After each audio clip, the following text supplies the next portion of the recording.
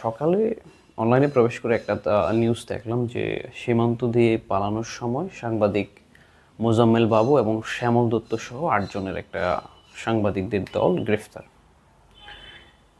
এরকম একটা তথ্য আগেও একবার পেয়েছি যে বিমানবন্দর দিয়ে পালানোর সময় সাংবাদিক ফারজানা রূপা এবং শাকিল আহমেদ গ্রেফতার। তো এখন একটা প্রশ্ন হয় যে একটা রাজনৈতিক দলের পতনের পর সাংবাদিকরা এভাবে দেশ ছেড়ে পালাতে চাচ্ছেন কেন, বা পালাতে গিয়ে তারা কেন আটক হচ্ছেন? সাংবাদিকরা তো একেবারেই আনবায়াসড নিউট্রাল পার্টি, তারা তো নিরপেক্ষ লোক, নিরপেক্ষ জায়গা থেকে তো সাংবাদিকরা কাজ করে, তাদের তো কোনো পক্ষ রাজনৈতিক দলে থাকুক না থাকুক তাদের তো সমস্যা হওয়ার কথা না। সেই জায়গাতে তারা কেন দেশ ছেড়ে পালাতে চাচ্ছেন বা পালাতে হচ্ছে তাদেরকে, বা আটক হইতে হচ্ছে? এই প্রশ্নের উত্তর দিতে হলে বা এই প্রশ্নটা নিয়ে সমাধান যেতে হলে আমাদেরকে আগে গণমাধ্যম বা সংবাদকর্মীদের কাজটা আমাদের আগে জানতে হবে। রাষ্ট্রের 4টা গুরুত্বপূর্ণ স্তম্ভের একটি হচ্ছে গণমাধ্যম, বলা হয় চতুর্থ স্তম্ভ রাষ্ট্রের। এর পূর্ববর্তী 4টা স্তম্ভ হচ্ছে আইন বিভাগ, শাসন বিভাগ, বিচার বিভাগ, এবং এই 4টা বিভাগের জবাবদিহিতা নিশ্চিত করার কাজ করে থাকে গণমাধ্যম। বলা হয় যে গণমাধ্যম হচ্ছে রাষ্ট্রের দর্পণ, এখানে দেখা যায় যে রাষ্ট্র কেমন, রাষ্ট্রে কী হচ্ছে। তো সেই জায়গা থেকে যারা আজকে গণমাধ্যম কর্মী যারা পালাচ্ছেন, তারা কি কাজ করেছেন যে জন্য আজকে তাদেরকে পালাতে হচ্ছে? তারা তো পালানোর কথা না। তো সেই জায়গা থেকে আমরা যদি দেখি যে মোজাম্মেল বাবু, শ্যামল দত্ত, শাকিল আহমেদ, ফারজানা রূপা, ওনাদের যে প্যানেলটা আছে, এই প্যানেলটা হচ্ছে গত সরকারের খুব কাছাকাছি ছিল এবং তাদের প্রশ্ন করার সুযোগ ছিল, সরকারকে, ক্ষমতাকে প্রশ্ন করার সুযোগ ছিল। এবং ওই প্রশ্নগুলোতে তারা কি কি করেছে, কি কি প্রশ্ন করেছে, আমরা দেখি যে কি কাজগুলো করেছে। দেখে আসি একটু।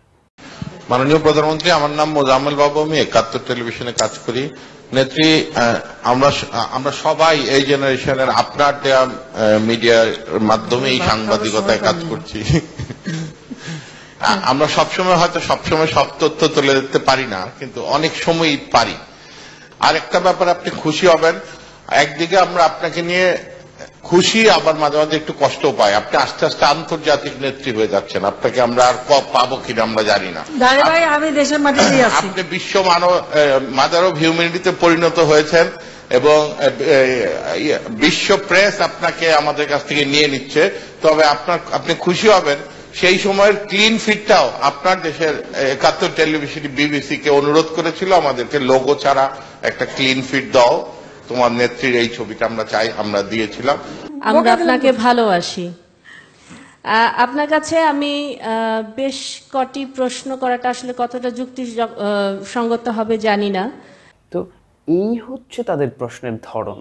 তারা একটা রাষ্ট্রীয় কি বলে যে সংবাদ সম্মেলনে গিয়ে যেখানে প্রশ্ন করবে যে রাষ্ট্রের জন্য এটা হচ্ছে না, এই সমস্যা, বা আপনি বিদেশ থেকে সফর থেকে আসছেন, বাংলাদেশের জন্য কি কি চুক্তি হয়েছে, কি বাংলাদেশ কি কি সুবিধা পাবে, এই প্রশ্ন নাই, কোনো সমস্যা নেই, কোনো কথা নাই। প্রশ্ন হচ্ছে আপনাকে আমরা হারাতে চলেছি, আপনি তো আন্তর্জাতিক নেত্রী হয়ে যাচ্ছেন, আপনি তো মানে কোনো একটা প্রশ্ন নাই যেটার উত্তর মানে জনগণের জন্য, মানে জনগণ যেটার উত্তর জানতে চাচ্ছে সেই রকম কোনো প্রশ্ন নাই, তারা করতেছে না।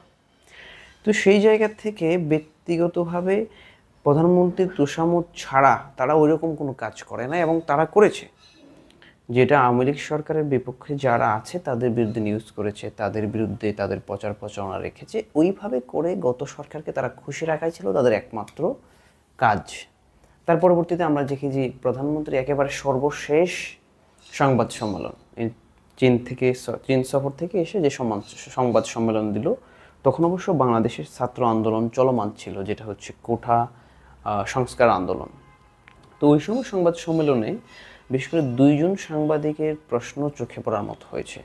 এর মধ্যে একজন যে ফারজানা রূপা, ইনি জিজ্ঞেস করতেছে যে, জিজ্ঞেস না মানে ওনারা প্রশ্ন করে এরকম ভাবে যে আমার প্রশ্ন না, আমার জানার আগ্রহ, আমার মানে প্রশ্ন করা সমীচীন হবে কি না, মানে তারপরেও আমি জানতে চাইছি, মানে এরকম ভাবে। তারপরেও বলতেছে যে একজন মুক্তিযোদ্ধা, তার অবস্থা খারাপ, তারপরও এখন তারা বিভিন্নভাবে, আমি দেখে আসি প্রশ্নগুলো, দেখে আসি ফারজানা রূপা সহ আরেকজন প্রশ্ন করছে হচ্ছে গিয়ে প্রবাস আমিন, ওনার প্রশ্নটা দেখে আসি। এখন আমার সামনে যদি দুইটা অপশন থাকে যে দুইজনই সমান মেধাবী, একজন মুক্তিযুদ্ধের সন্তান, একজন রাজাকারের সন্তান, আমি অবশ্যই মুক্তিযুদ্ধের সন্তানকে চাকরি দিতে চাই। অবশ্যই। জি, সেটা একটা। ফলে মেধা এবং কোটা খুব সহজে মানুষকে বিভ্রান্ত করা যাচ্ছে যে সব মেধাবীরা চাকরি না নিয়ে কোটার চাকরি। আজকে সকালেও একজনের সঙ্গে কথা হচ্ছিল যিনি মীর কাসিম আলীর সাক্ষী দিয়েছেন। তার সাক্ষ্য প্রমাণের ভিত্তিতে খুবই শক্তিশালী সাক্ষী। আমি তার নিরাপত্তার স্বার্থে এখানে নাম পরিচয় বলছি না। তার স্ত্রী ক্যান্সার আক্রান্ত, তার নিজের শরীরের অবস্থা খুব খারাপ, কিন্তু চিকিৎসার টাকা নেই। এই আমাদের মুক্তিযোদ্ধাদের অবস্থা এখন পর্যন্ত। এবং তাদেরকে উদ্দেশ্য করে প্রতিনিয়ত অবমাননাকর বক্তব্য রাখা হচ্ছে। ঠুস ঠাস কোটা থেকে শুরু করে নিশ্চয়ই আপনার নজরে এসেছে। তিনি তার ব্যক্তিগত অসুবিধার কথা বলার সাথে সাথে গণমাধ্যমে দেখেছেন যে আজকে আপনার সংবাদ সম্মেলন, এ বিষয়ে আপনার দৃষ্টি আকর্ষণ করার জন্য অনুরোধ জানিয়েছেন। এই অবমাননা তারা সহ্য করতে পারছেন না, কিছু করণীয় এই রাষ্ট্রের আছে কিনা। তো এই হচ্ছে তাদের প্রশ্নের ধরন। তারা প্রশ্ন করতেছে যে এই আর লাস্টে শেষে তো এই যে প্রবাস আমিন উনি তো বললই যে একেবারে আপনি প্রধানমন্ত্রীর কি বলে আপনি একজন মুক্তিযোদ্ধার সন্তানকে চাকরি দিবেন নাকি রাজাকারের সন্তান। আরে ভাই, আপনি কিভাবে নিশ্চিত যে 1% যদি মুক্তিযোদ্ধা হয় বাকি 99% হচ্ছে রাজাকার, বা যেই ছেলেটা মুক্তিযোদ্ধার ছেলের সাথে হচ্ছে কি কন্টেস্ট করতেছে আর বিপরীত সাইডের ছেলের রাজাকারের সন্তান, আপনি কিভাবে নিশ্চিত? তো সেই জায়গা থেকে এখানে আন্দোলন চলমান ছিল। তো ওই চলমান আন্দোলনের সময় আপনি প্রশ্ন করতে পারেন যে 15 দিন ধরে আন্দোলন চলতেছে, যে আন্দোলনটা রাজধানী থেকে শুরু হয়ে ওই বিভাগীয় পর্যায়ে, জেলা পর্যায়ে, উপজেলা পর্যায়ে এবং ইউনিয়ন পর্যায়ে পর্যন্ত চলে গেছে। সেই আন্দোলনে ছাত্রদের দাবি দাওয়াগুলো কেন মেনে নেওয়া হচ্ছে না, বা মেনে নিলে সমস্যা কোথায়, বা না মেনে নিলে যুক্তিটা কি, কোন যুক্তির কারণে মেনে নেওয়া হচ্ছে না, বা মানে সমাধান হচ্ছে না বিষয়টাতে, আন্দোলন কেন ছাত্ররা রাস্তায় থাকবে, এরকম কোনো প্রশ্ন নাই। তো এই হচ্ছে এই সাংবাদিকদের কাজকর্ম।